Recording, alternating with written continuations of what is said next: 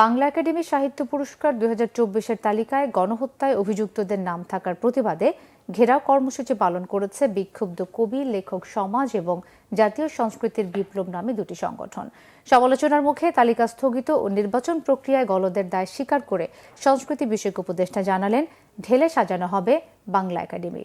Report Nabil জাহাঙ্গীরের। গেল বৃহস্পতিবার বাংলা একাডেমি সাহিত্য পুরস্কার 2024-এর জন্য 10 জন কবি ও লেখকের নাম ঘোষণা করে বাংলা একাডেমি। পুরস্কারের তালিকায় গণহত্যায় জড়িতদের নাম থাকায় সমালোচনার মুখে ঘোষিতদের নামের তালিকা স্থগিত করা হয়। রবিবার ফেসিবাদের দোসর মুক্ত বাংলা একাডেমি প্রতিষ্ঠার দাবিতে ঘেরাও কর্মসূচি পালন করে বিক্ষুব্ধ কবি, লেখক সমাজ ও জাতীয় সংস্কৃতির বিপ্লব। বাংলা একাডেমি থেকে ফেসিবাদের দোসরদের পদত্যাগের জন্য 24 ঘন্টার আলটিমেটাম দেওয়া হয়। নতুন কমিটি নির্মাণ করে নতুন কমিটির মাধ্যমে আবার নতুন করে ব্যক্তিদের নাম ডিক্লেয়ার করতে হবে। নিজের জন্য খুবই লজ্জায় আমরা এই জন্য বলছি, বিগত আমলে আপনাদের অনেকেরই হয়তো মনে আছে, আদর্শ প্রকাশনা সংস্থাকে বইমেলা থেকে স্টল দেওয়া হয়নি।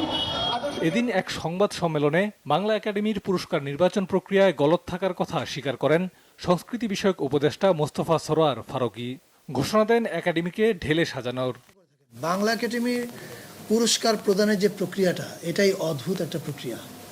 এটার মধ্যে ওপেননেস নাই, এটাই এক ধরনের কোটারি জিনিসের মধ্যে ফেলে, যে কয়েকজন ফেলো আছে, এই ফেলোরা নমিনেট করবে।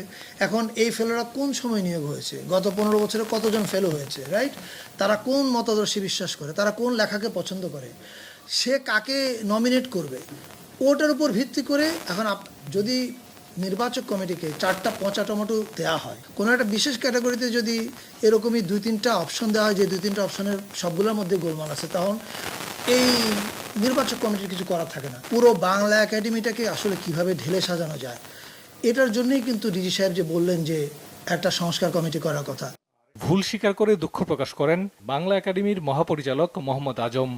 আমরা হয়তো পুরো ব্যাপারটা রিভিউ করতে চাইব। নাবিল জাহাঙ্গীর, বাংলা ভিশন, ঢাকা।